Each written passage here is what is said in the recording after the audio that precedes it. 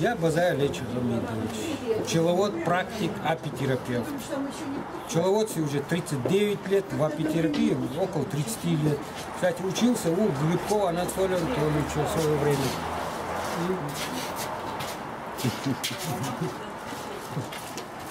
Ну, что рассказать?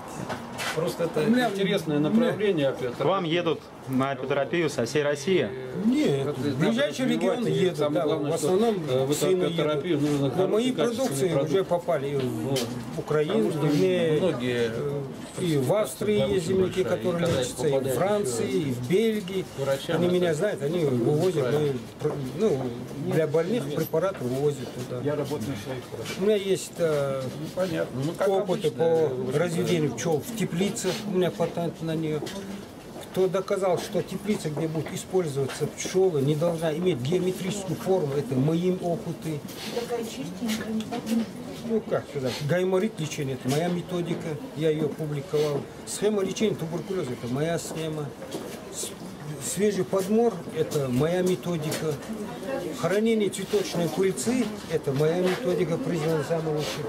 Это мы берем бутылку из-под пива, высушим ее и при температуре 40 градусов эту пыльцу засыпаем в эту бутылку, хорошо штрамбуем и в холодное место, хоть погреб.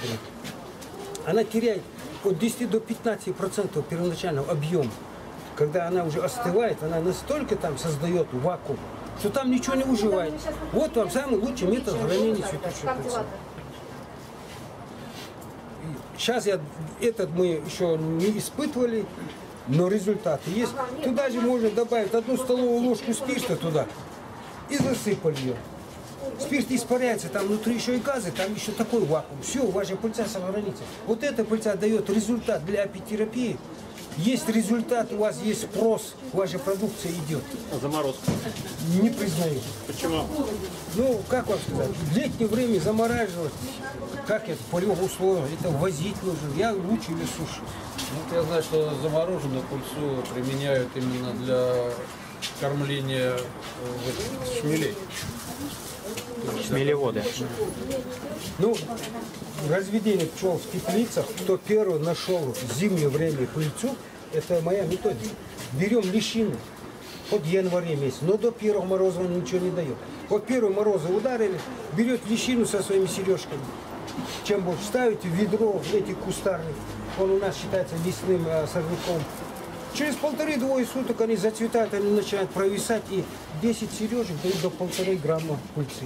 Это в январе-феврале месяце у вас идет свежая пыльца, и пчела работает. Да. Не забудьте, что это подкаст. За прошедший год у нас в республике было потраву только полностью одной семьи и 2 частично. Все.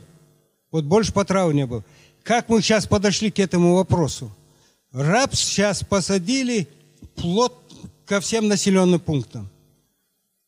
Вот то, что я сейчас буду озвучивать, это все уже согласовано с Министерством сельского хозяйства. Мы с ним все это проработали. В марте у меня будет конференция.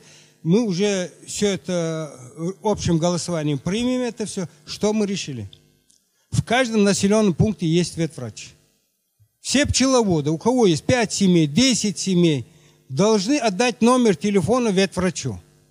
Все фермеры, ну, кто занимается сельским хозяйством, имеет контакт с этим ветврачом. 3 дня до обработки он дает знак ветврачу, ветврач оповещает все населенный пункт, у него у всех телефон его. А если мы выезжаем, за населенных пунктов стоят поля, агроном или фермер должен поставить трафарет у главной дороги с номером своего телефона.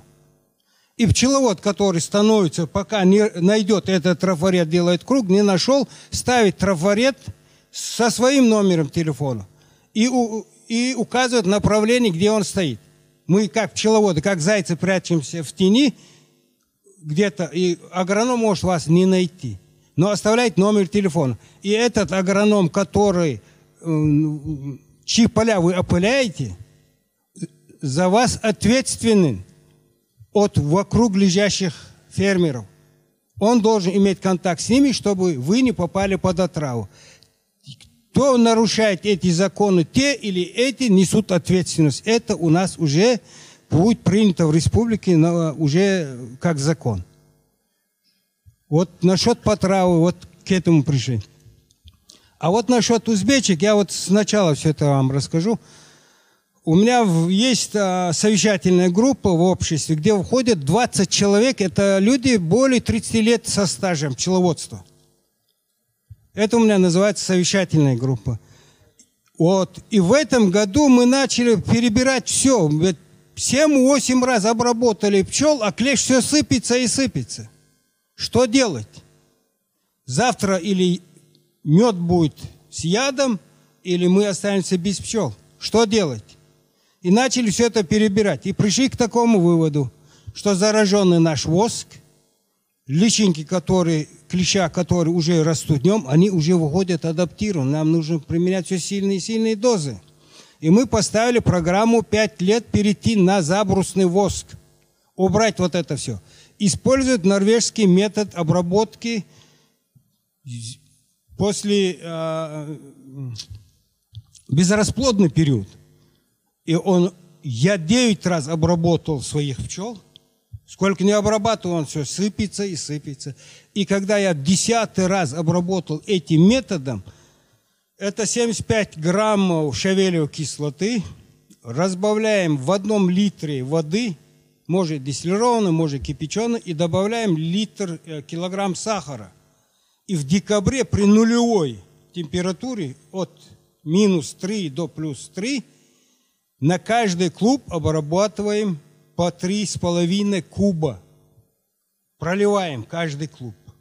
И через 3 дня, 10-я обработка, в одной семье мне дало 75 клещей. Понимаете? И вот мы сейчас решили бороться с этим клещом так. А потом решили, а мы-то боремся. А нам же весной привозят с Узбекистана таких подарков. В этом году было завезено около 7 тысяч пакетов. В этом году планировалось завести 8 тысяч пакетов, а в Дагестан 12 тысяч пакетов. И клещ там есть, инфекционные болезни там есть. Сушь, наверное, возраст самый меньший, это лет 15, наверное. Понимаете? И когда все это мы уже все взвесили, и плюс к этому, плюс ко всему этому, вот стоит семя карника, кавказянка, карпатка, идет сбор с липы, эти ульи полные, их не поднимешь. А вот то, что привезли с Узбекистана, недели не будет дождливая погода, они с голоду подохнут. Размножаются только так. Им дела нету до медосбора. Раи роятся. У нас их назвали дворняшками. Вот. И в ноябре у меня была конференция. Я провел опрос. 98% сказали, что нет больше этим пакетам. И я поднял этот вопрос, довел до Россельхознадзора, до ветеринарной службы. У нас дело с этими бизнесменами дошло до того, что мы уже начали брать друг друга за шкирки. Они теряют бизнес, а то, что республика теряет все, им наплевать. Они уже научились, некоторые наши ловкачи научились, это пакеты доходят до Ростова.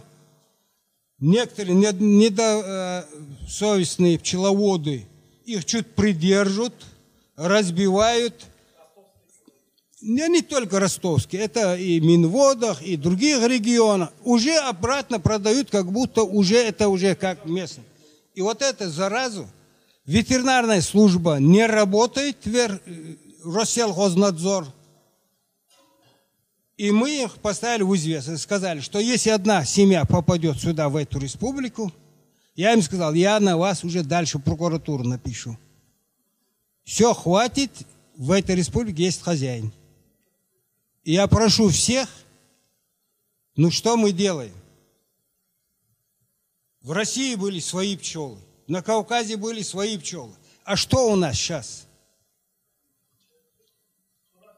Вот, и мы Вот я первый человек, можно сказать, в России, который от лица республики сказал, что больше эту заразу завозить не будем. И вам не советую их завозить. Но дело у каждого.